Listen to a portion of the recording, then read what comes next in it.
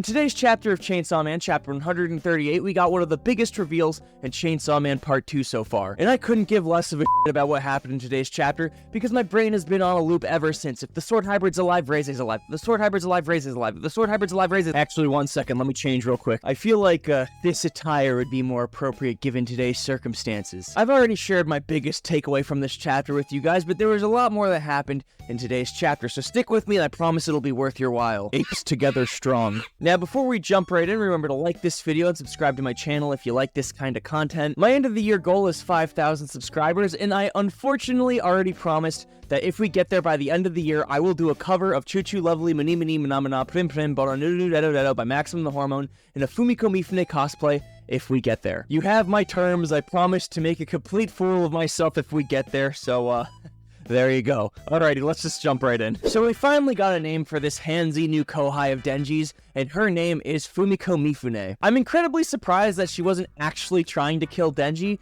but in a way we could see someone as genuinely not trying to kill him as a subversion of expectations, so Fujimoto keeps us on our toes. I think her silly, irrational nature is probably giving a lot of people some Himeno flashbacks right now, and maybe that's also going to help people ease up on her and maybe even rehabilitate her image. Except for the reveal that she's actually 22 years old and not a real high schooler, but that might make her more like Himeno than we originally expected. I have no interest in talking about the controversy surrounding the particular details in this, so we're just not gonna. Honestly, if she really is supposed to be a Himeno stand-in, I give her 15 chapters tops anyway. Now, a few hours before this chapter dropped, we actually got a reveal on Twitter that this chapter was supposed to be called Swordsman. Obviously, we know what that means now, but when I first read this chapter, it stuck out to me that this also might be in reference to another swordsman. Fumiko Mifune has a somewhat interesting name to me because she shares her surname with legendary samurai actor Toshiro Mifune. For those who are unfamiliar with the Akira Kurosawa samurai films of the mid-20th century like Yojimbo, Sanjuro,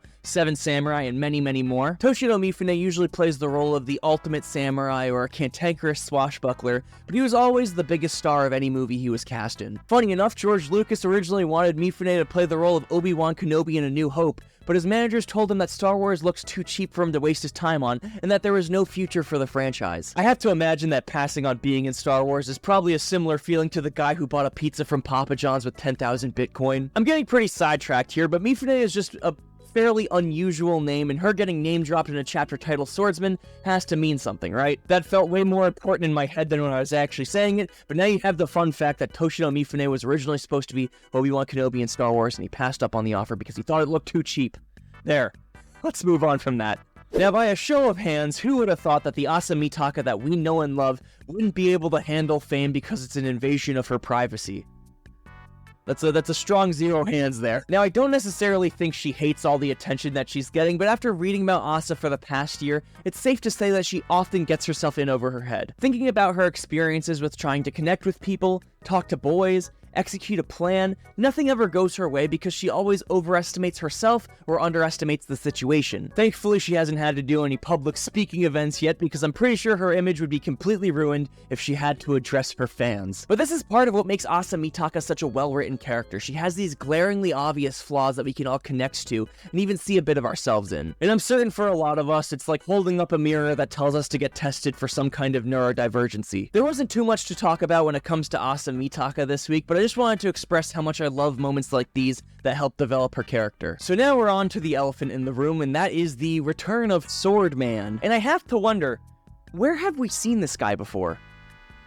No, he wasn't there. I think he was somewhere else. Ah, that's right. It was the guy who gave Denji blood when he was fighting the Falling Devil. Now, credit where credit's due, I completely forgot that this even happened, but I was reminded by it when I read this tweet about the situation. And to me, I love seeing how Fujimoto is starting to tie up a lot of the mysteries from earlier in Chainsaw Man Part 2, while also creating more of them. What could the sword hybrid possibly want with Denji or Chainsaw Man? Where are the other hybrids? How does the sword hybrid even know that Denji is Chainsaw Man? Actually, while we're at it, how did any of those guys with bats know that Denji is Chainsaw Man? To me, it feels like there must be some kind of information leak, maybe from a character that knows about Denji's identity or something. Wouldn't it be hilarious if it was Kobeni that sold Denji's identity information just to buy a new car? But once again, it feels like we were left with more questions than were answered. Obviously, I'm excited about the prospect of Reize coming back into the manga, seeing as she's one of my favorite characters. She's even on this shirt I paid way too much money for.